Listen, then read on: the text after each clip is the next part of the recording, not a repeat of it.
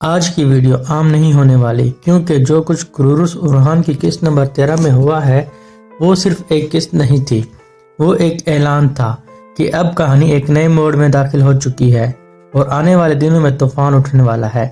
آج ہم نہ صرف اس قسط کا مکمل ریویو کریں گے بلکہ آنے والی قسط کے رازوں سے بھی پردہ اٹھائیں گے، اور یقین کریں کچھ باتیں ایسی ہیں جو آپ کو چونکا دیں گی۔ ناظرین اکرام، ہر گزرتے لمحے کے ساتھ، ہر نئی قسط کے ساتھ یہ سیریز مزید پختہ، مزید جاندار اور مزید با اثر ہوتی جا رہی ہے۔ قسط نمبر 13 کی سب سے خوبصورت بات یہ تھی کہ ہر کردار کو اس کا حق دیا گیا، ہر کردار کو اس کا لمحہ دیا گیا، چاہے حلیمہ ہو، نیلوفر خاتون ہو یا گونجا خاتون، ہر چہرہ اپنی پوری طاقت کے ساتھ اسکرین پر چمکتا ہوا نظر آیا۔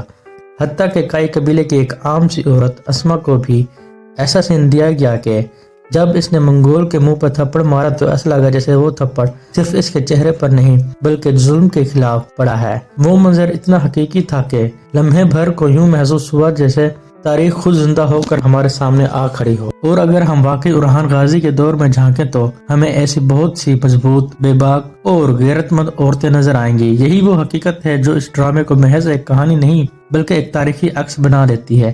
ایسے کردار، ایسے مرد و زن ہی اس فضا کو اصلی رنگ دیتے ہیں۔ آگے بڑھتے ہیں تو فلاویوس اور علاؤدین بے کی کہانی ایک نئے رخ پر جاتی نظر آتی ہے۔ دونوں ایک اہم مشن کے لیے قسطنطنیہ پہنچتے ہیں، مقصد شہنشاہ کو بچانا ہے، لیکن جو اندازہ یہاں دکھایا گیا وہ ماضی سے مختلف، زیادہ پروفیشنل اور زیادہ ریئل محسوس ہوا۔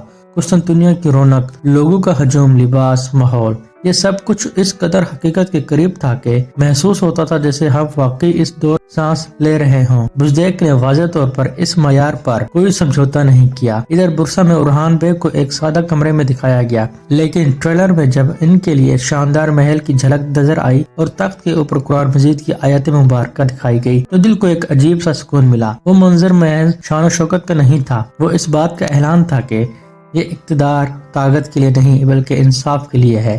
اور پھر وہ لمحہ آیا جس نے پوری قسط کو یادگار بنا دیا۔ تیمور تاش اور زیر قطائی کے درمیان مکالمہ ہوا۔ جب تیمور تاش نے چنگیز خان کے انصاف کا حوالہ دیا تو زیر قطائی نے ایسا جواب دیا جو تیر کی طرح سیدھا دل پر اتر گیا۔ اس نے کہا کہ چنگیز کا انصاف حضرت عمر رضی اللہ تعالیٰ عنہ کے انصاف کے مقابلے کیسے ہو سکتا ہے، اور یہ کہ عثمان غازی نے ہمیں اسی عظیم انصاف کے سائے تحت جمع کیا ہے۔ یہ الفاظ صرف مکالمہ نہیں تھے، یہ ایک نظریہ تھا، یہ ایک پیغام تھا، اور تیمور تاش کے پاس اس کا کوئی جواب نہیں تھا۔ ناظرین اکرام، نسول چلیبی کا کردار بھی اسی قسط میں مضبوطی سے ابھرتا ہوا نظر آیا۔ آتے ہی اس نے معمار کو جھکا دیا اور دیواروں کی تعمیر کا اصل طریقہ بتایا۔ یہ محض ایک منظر نہیں تھا، یہ اس بات کا اشارہ تھا کہ آنے والے وقت میں وہ اورحان بے کا اہم ساتھی بنے گا، بالکل کارا خلیل کی طرح۔ پھر آتا ہے اکھاڑے کا وہ سین جہاں فلاویوس اور علاؤدین کی انٹری نے سوشل میڈیا پر تہلکہ مچا دیا۔ جب فلاویوس نے اپنی جان خطرے میں ڈال کر شہنشاہ کو بچایا اور کلہاڑا پھینک کر دشمن کو روکا تو لمحہ بھر جم گیا۔ اس کے چہرے کے تاثرات، آنکھوں کی شدت، سانسوں کی تیزی، سب کچھ حقیقی محسوس ہو رہا تھا۔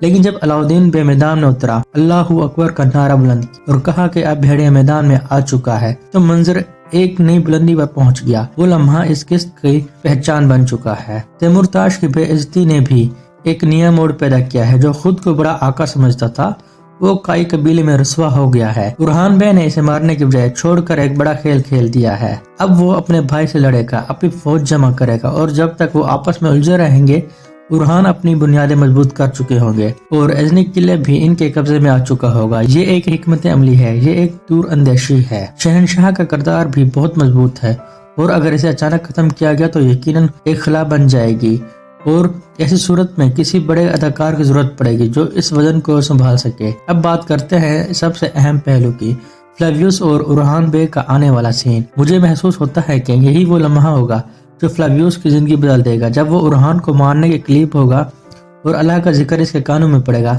شاید اس کے بچپن کی کوئی یاد، کوئی کھویا ہوا سچ اس کے دل کو جھنجھوڑ دے گا۔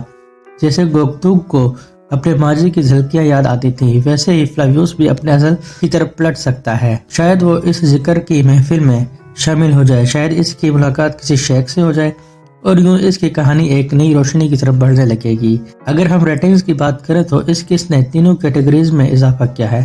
ٹوٹل ریٹنگ 3.86 تک جا پہنچی، اے بی میں 3.17 اور اے بی سی 1 میں 4.22. یہ صرف نمبر نہیں، یہ اس بات کا ثبوت ہے کہ ناظرین اس کہانی کے ساتھ جڑ چکے ہیں۔ اگر یہی رفتار برقرار رہی تو آنے والی قسطیں اور بھی بڑے ریکارڈ قائم کریں گی۔ تو دوستو ہمیں ضرور بتائیں کہ ہماری آج کی ویڈیو کیسی لگی۔ ہمارے چینل پہ آنے کا شکریہ، اپنا خیال رکھیے گا۔ اللہ حافظ۔